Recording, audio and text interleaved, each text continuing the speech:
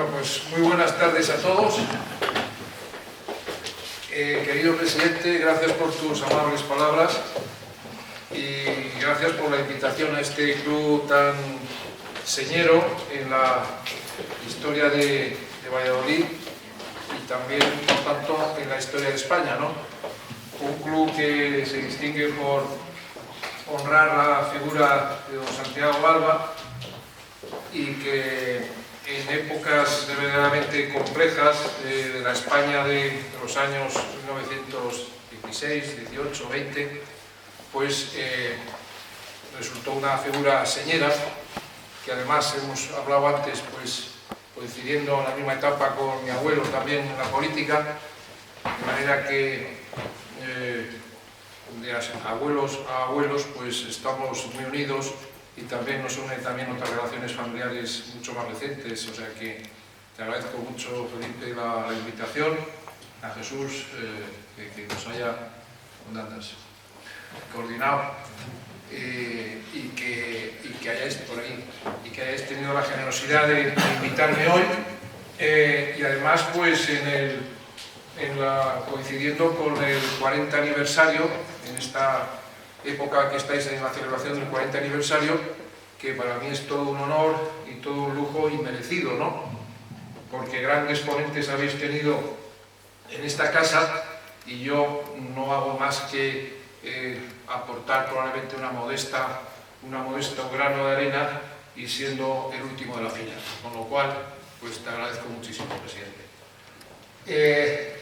Cuando me invitabais, yo creo que en distintos gorros que uno puede tener en este momento, en efecto, pues bien desde una vertiente empresarial, una vertiente cultural o de historia, son distintas facetas que aunque modestamente pues llevo en mi actividad, podríamos hablar, pero quise en esta ocasión, habiéndome permitido poder elegir un poco el temario y demás, pues hablaros, aunque sea sencillamente desde mi posición de coordinador de la iniciativa de la sociedad civil de Español a Español por la Constitución. Bueno, pues esta iniciativa, que además me enorgullece decir hoy que coincidiendo en estas fechas precisamente, porque la comenzamos en Soria hace ahora 4 años, estamos recorriendo distintos lugares de España, pueblos y ciudades, hasta 20 o 21 en este momento, y Valladolid pues hoy va a ser también para mí un honor, y con todas las personas a las que acompaño en la iniciativa de Español a Español por la Constitución, pues unirnos a ese periplo de ciudades y pueblos de toda España para llevar, que también aprovecho por aquello de la venta de mi libro, aunque sea un libro modesto, aprovecho para decir, y después podemos hablar también en el debate, que tenemos una página web que se llama defiendelaconstitucion.com, que según las tecnologías, si uno da el teléfono, pues se suele no fallar y suele salir esa web, defiendelaconstitucion.com, y como digo, llevamos 4 años recorriendo pues todos los rincones de España. ¿Para qué? Para presentar una iniciativa que hoy a lo mejor me puedo referir, pero brevemente, una iniciativa que es una declaración, sobre todo es presentar una declaración que pedimos que nos acompañen alguna personalidad del lugar donde estamos, algún catedrático en Derecho Constitucional precisamente, Economía, etcétera, y que se llama, esa declaración, que después podré dejar copia y que aparece en la web, se llama Declaración para la Regeneración de España y en defensa de la Constitución, el Estado de Derecho, la monarquía parlamentaria, la libertad y la democracia, y aunque es un poco largo el título, así se llama. Y es un diagnóstico, que insisto, después puedo incluso leer, aunque según el tiempo que disponga, es un diagnóstico de la situación hecho hasta hace 4 años. Y así lo hemos dejado. Tenemos capítulos y anexos en estos últimos 4 años, pero hemos preferido dejar la declaración, y así consta, como está, como lo hicimos hace 4 años, los anexos, si uno quiere, se pueden añadir, pero no los añadimos de momento. Bien. ¿Y por qué es eso? Pues porque creemos, sinceramente, no descubro nada, que la sociedad civil es eje básico de la democracia. Ya sabemos que en España la sociedad civil está muy dividida, es pequeña, podríamos decir.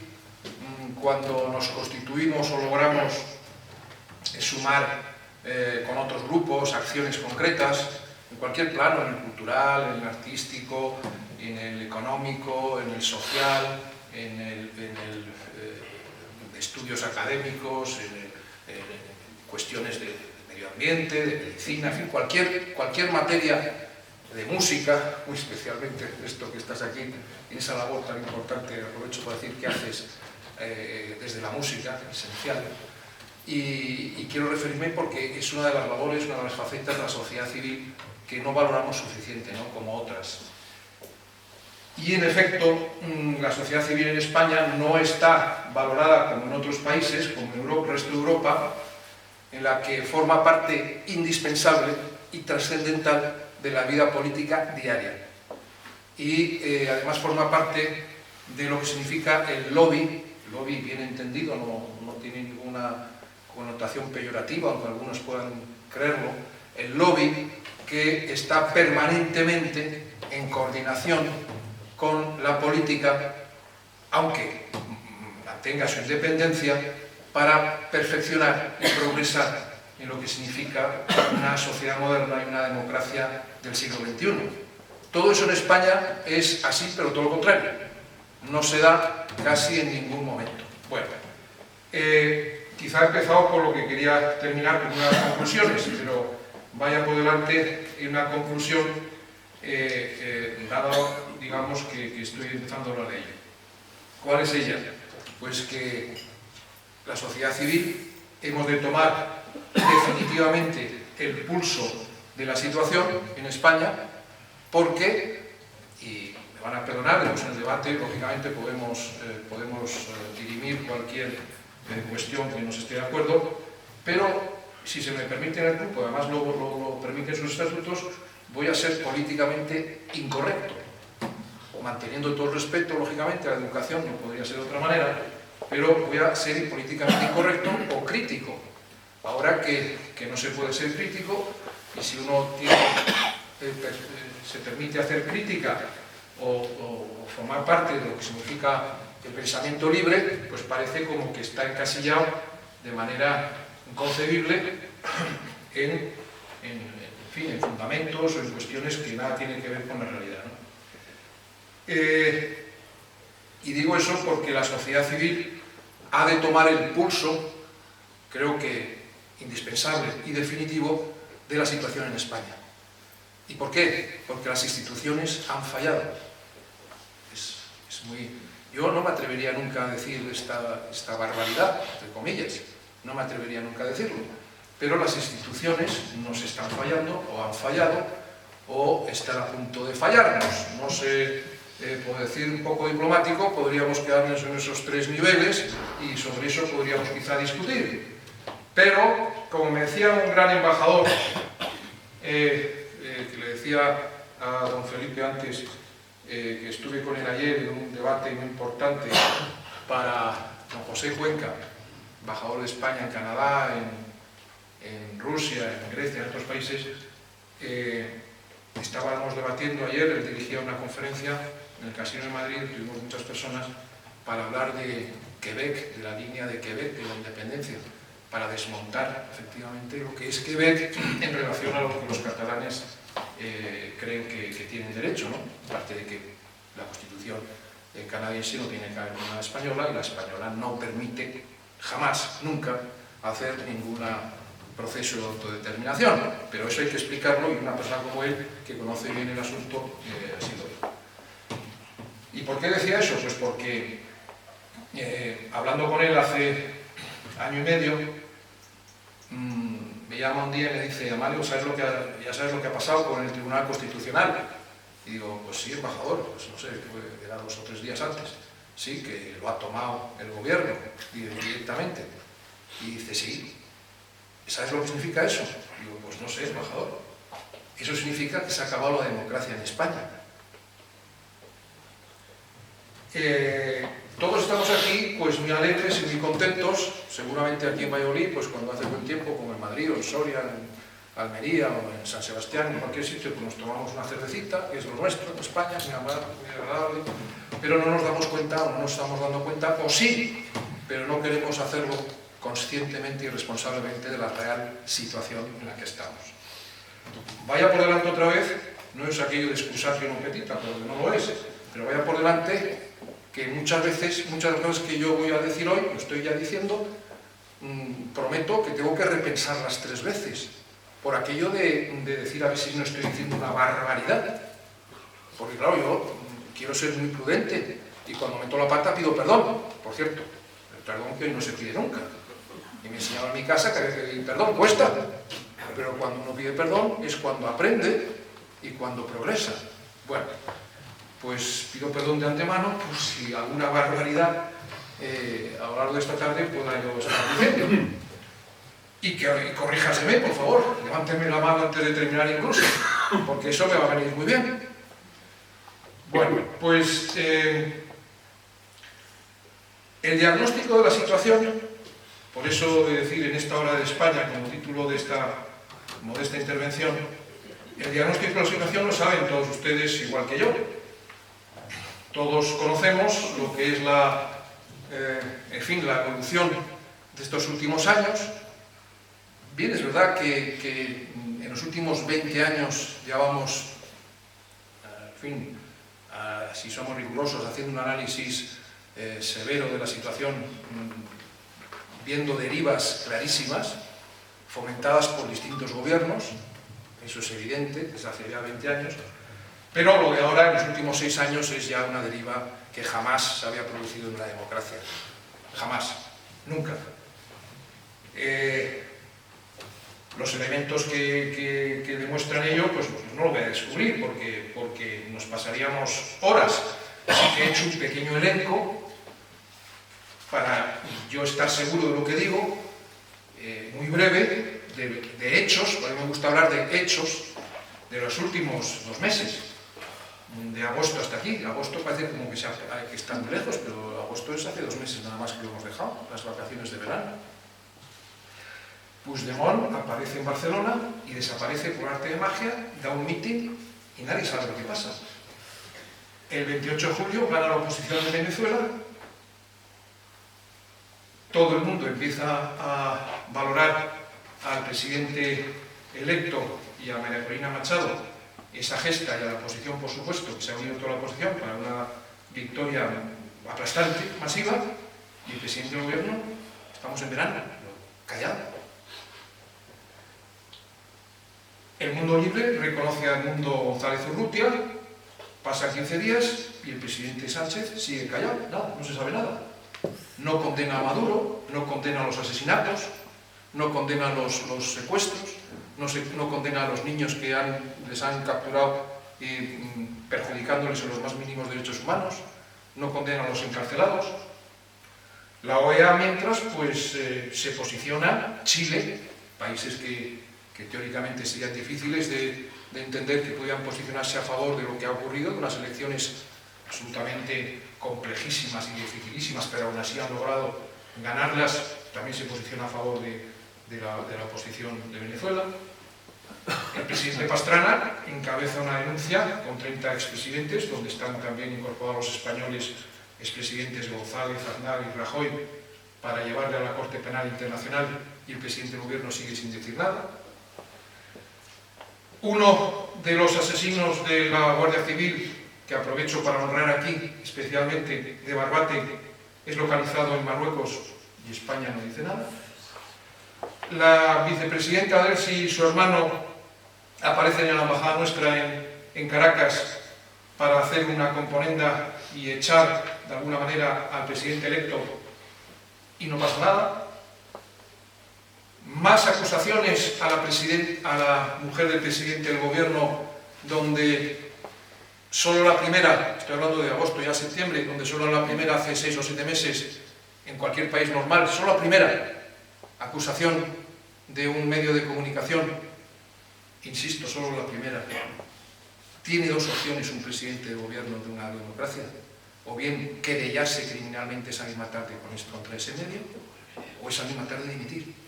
Dos opciones. Eso hace 6 meses. Siguen la evolución de las acusaciones de la prensa, que se sigue sin decir nada. El presidente no dice nada y su mujer tampoco de si son ciertas o no, es decir, asume efectivamente esas acusaciones de la prensa libre. El presidente da una conferencia en Naciones Unidas sobre democracia y la promoción de una ley de regeneración democrática, mientras insulta a los jueces y señala a los medios de comunicación y a la libre expresión de los medios. La justicia que ha visto que el Tribunal Constitucional ha conculcado la sentencia de los seres absolutamente durante 13 o 14 años, perfectamente en todas las instancias judiciales sentenciada, y ve que por la puerta de un Tribunal Constitucional que no se dedica a eso, pues anula esas sentencias. En palabras de la justicia dice que ha sido una alcaldada indigna, lo de los seres. La Fundación Andaluza de Fondo de Formación,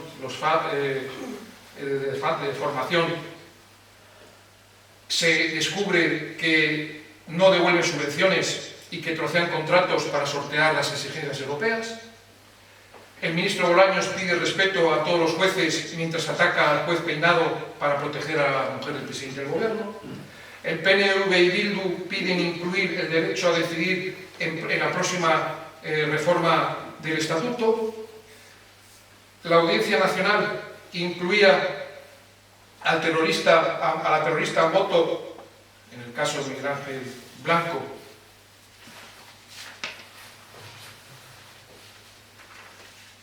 y prescribe su caso. El PP desvía la atención hablando de cuestiones laborables mientras Bildu redacta una nueva ley de seguridad. El cupo catalán está adelante, inconstitucional, y sigue lo de Begoña. Bildu arranca la ley de seguridad por pactos ocultos con el PSOE. He citado al PP es precisamente que está hablando de cosas que todos pensamos que nos pueden salvar. Yo primero, el PP, pero está hablando de cosas verdaderamente muy importantes, pero nada relativas a lo que nos ocupa en este momento de forma gravísima. Bildu arranca, como decía, esa ley de seguridad por pactos ocultos del PSOE. La mujer del presidente dice que el software era de la universidad y el vicerrector dice que allí no consta para nada todo eso. El 7 de octubre se descubre que se van a sacar a 44 etarras, rebajando las penas, entre ellas Chapote, y el PP y Vox no dicen nada, más bien se les ha colado esta cuestión y se habla un poco de la culpa, pero parece que hay que terminar de hablar de ello. La Audiencia de Madrid confirma que el juez Peinado puede seguir investigando, salvo lo relativo a Europa, vamos a ver ahora, en todo lo relativo a la mujer del presidente del gobierno.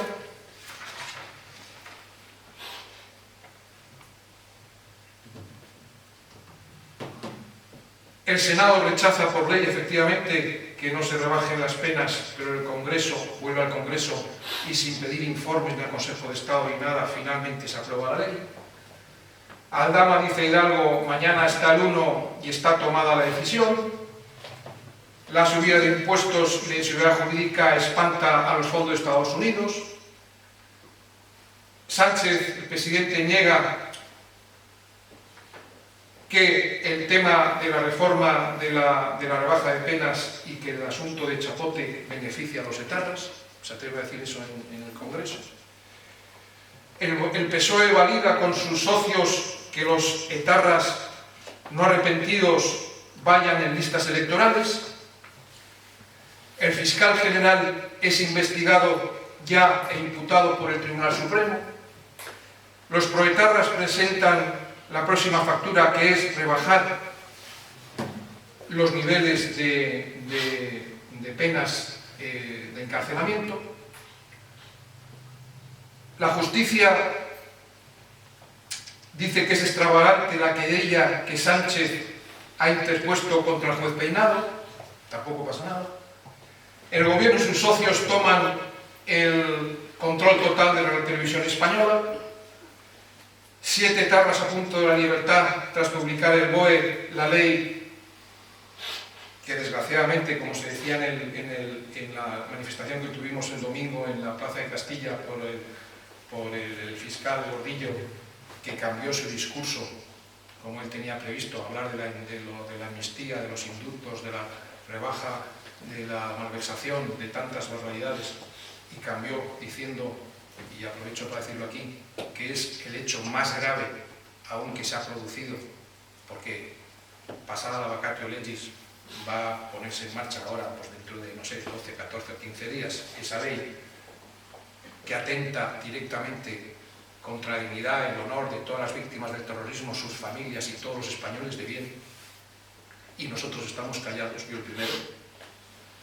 Por eso el fiscal Gordillo en la manifestación del domingo cambió su discurso expresamente para llamarnos a los españoles a la dignidad y a recuperar el mínimo sentido común y sensatez para apoyar la memoria, pero de forma fehaciente, de tantos asesinados y de tantas víctimas del terrorismo, y llamar, como ha llamado, a que, y aprovecho para decirlo aquí también, haciendo eco de lo que nos dijo, para que a partir del lunes, ya han pasado 2 días, se pueda denunciar todo ello con todos los medios, toda la oposición y cualquiera podamos denunciar todo ello en Europa.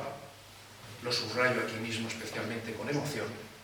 Esa es la manera de favorecer y de honrar la memoria de los asesinados por la ETA.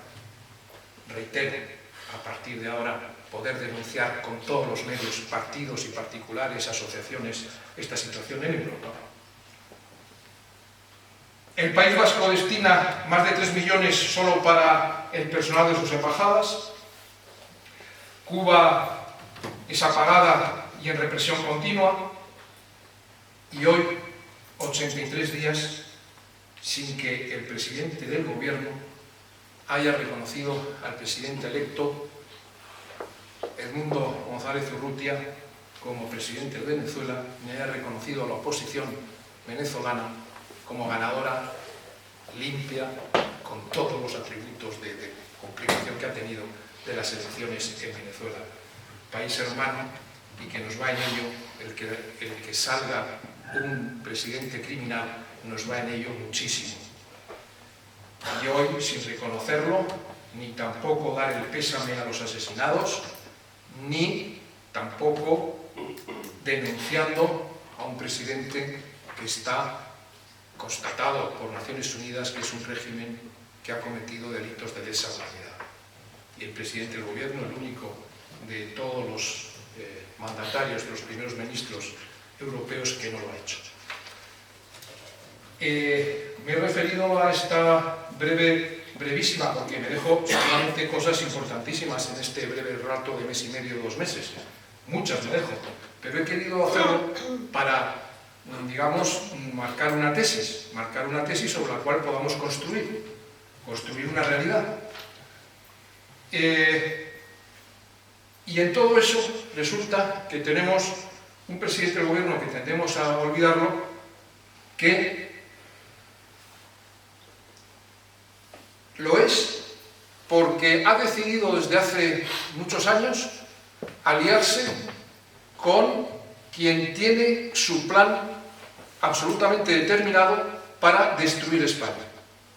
Es decir, con los filoterroristas, con los golpistas y con los independentistas, tanto de extrema derecha o derecha y de extrema izquierda, todos en un abanico para poder continuar en su plan. Pero es que debía, en las últimas elecciones del pasado mes de julio del año pasado, debía continuar su plan, y aunque perdió las elecciones, vuelve a aliarse con todos estos personajes, y no contento con ello, 2 días antes, como recordamos, pero hay que recordar, él mismo declara que es inconstitucional la ley de amnistía que le han exigido, y 2 días después, una vez que ve que puede obtener un voto más para la mayoría, pone en marcha lo que ya tenía previsto de esa ley de amnistía. Ley de amnistía que, como se sabe, ataca directamente al corazón de la democracia española y al corazón de la democracia europea. Y todos nosotros, como digo, seguimos callados. Estamos indignados, pero estamos callados. Esa ley de amnistía rompe la igualdad de todos los españoles. Esa ley de amnistía significa que las sentencias que se hicieron en su día pues no son tales o responden a un Estado que no es un Estado de derecho al uso homologable, que ni las leyes ni los jueces actuaron debidamente. Supone que probablemente, en función de toda esa constatación, yo digo esta teoría, que no se suele tampoco, digamos, oír muchas veces, pero nadie me la ha rebatido. En función de todo ello, es de suponer que nosotros entramos también en Europa engañando a la Unión Europea, dado que ellos exigen una homologación de bases democráticas absolutamente transparentes e incontestables, y debió ser que no respondíamos o no teníamos, cuando entramos en Europa, esas bases, ya que hay que amnistiar muchos años después, ni más ni menos, a quien dice que quiere separarse de España y demás. De manera que...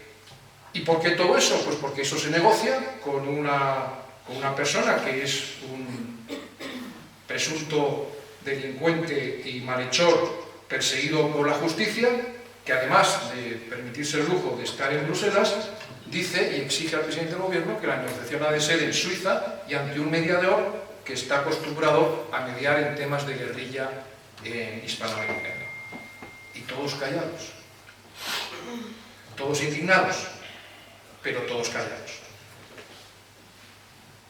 Y cuando digo todos, es porque a nosotros nos compete, a todos los que estamos aquí, a todos los españoles de a pie nos compete todo esto que estoy diciendo. Ya sabemos que a los partidos que nos representan y hemos votado son los primeros que deberían defendernos, pero también están callados. O hablan muy poco, o cuando hablan y se indignan, al día siguiente se acabó esa indignación. Bien, pues con todos estos ingredientes resulta que además, que a mí es una cosa que me afecta muchísimo a todos, ¿no? Pero es que yo me afecta especialmente porque desde muy joven he viajado mucho por Europa y claro, pues mantengo contactos con muchos países, a nivel profesional, a nivel de amistad, en distintos sectores y demás. Y no hay vez que no salga al extranjero o hable con ellos por teléfono que me digan cada vez más, antes lo decían con mucha educación y tal, a ver si no le metemos el dedito en el ojo a mi amigo, pero ahora lo dicen con educación, pero directamente. ¿Pero qué estáis haciendo en España? Todos tenemos aquí en Francia problemas, o aquí en Italia, aunque en Alemania sí, o en Bélgica, en Finlandia, en Luxemburgo tenemos problemas, ya lo sé que tenemos problemas en Gran Bretaña, pero hombre, no nos cargamos el Estado de Derecho, te lo dicen ya con toda claridad. No se nos ocurre que el primer ministro de Francia, en este caso, dado su sistema, en este caso el presidente de la República de Francia, o el primer ministro británico, o la primera ministra italiana, o el canciller alemán, no se nos ocurriría, dicho por personas de Alemania, Gran Bretaña, Italia o Portugal, el primer ministro de Portugal, no se nos ocurriría jamás, vamos, Amalio, perdona que te lo diga así, es que el hecho de decírtelo ya es en fin, es imposible de entenderlo, pero no se nos ocurriría que mi primer ministro holandés, o mi primer ministro portugués, o el canciller alemán, para serlo, tuviera que tener 7 votos de un partido que ha dado un golpe de Estado en Múnich y que quiere separar Múnich del resto de Alemania,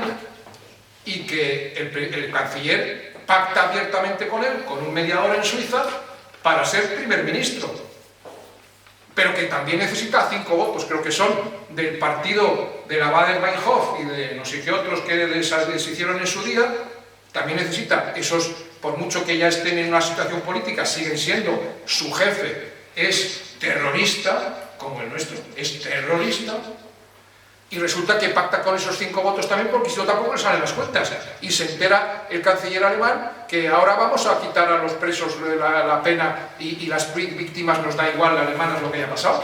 Es que no se nos ocurre eso hace una semana, que lo han dicho en Alemania.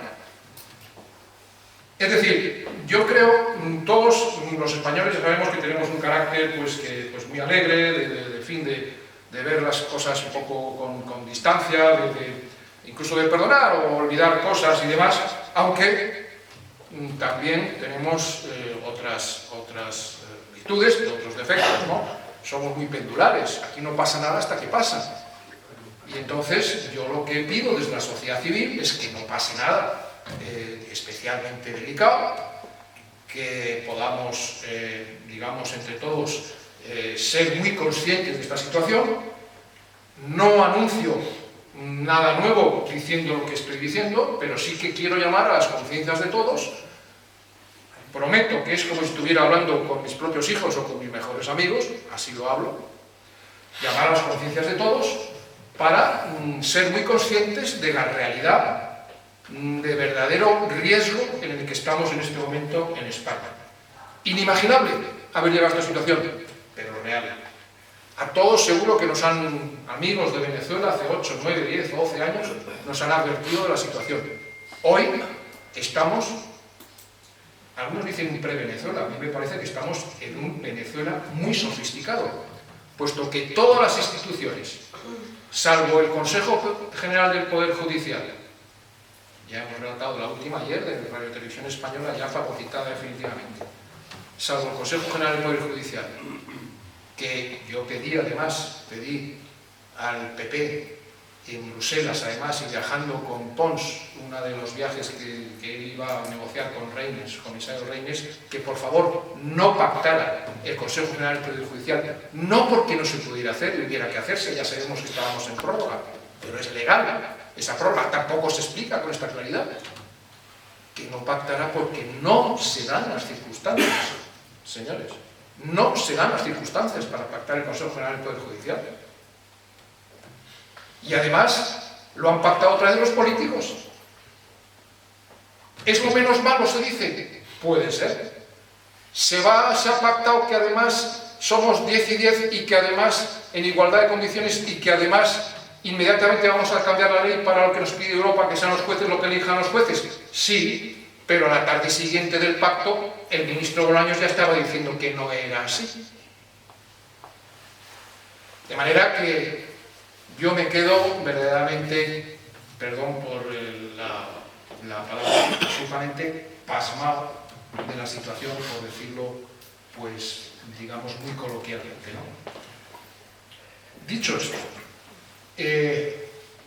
como estamos aquí para no solamente hacer un diagnóstico, sino para buscar soluciones, yo ahora, en esta segunda parte, quisiera proponer soluciones, que además es algo que no se suele hacer, porque yo no comparto, que después nos vayamos a tomar algo, o incluso en el diálogo, no comparto, lo digo ya, me llamarán muy optimista, pero no comparto que salgamos de aquí desilusionados. Yo lo que quiero provocar, aunque no llegue a hacerlo, es que salgamos de aquí ilusionados, profundamente ilusionados, y creyendo en nuestra patria de verdad. ¿Cómo? Lo que decía al principio, la sociedad civil. Nuestra arma secreta es la sociedad civil. Es creer en nosotros mismos. Es creer que podemos hacerlo, que podemos llegar a hacerlo.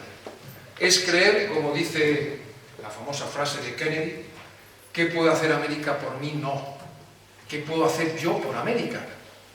¿Qué pueden hacer los políticos, los gobiernos por España? No. ¿Qué puedo hacer yo por España? Eso es lo que trato de comunicar.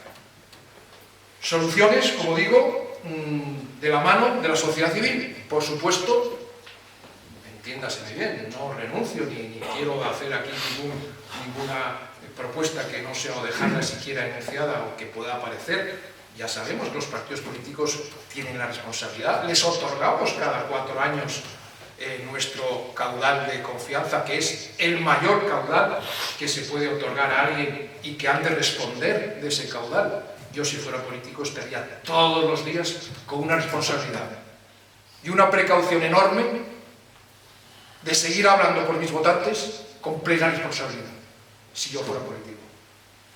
Eso es lo que me ha enseñado en mi casa y eso es lo que nos ha enseñado a todos nosotros.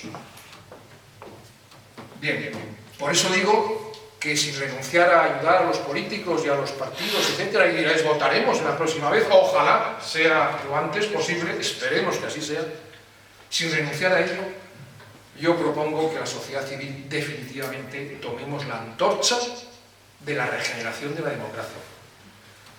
Y no solamente para que se vaya el presidente del gobierno, que es indigno en su cargo y está traicionando a su nación.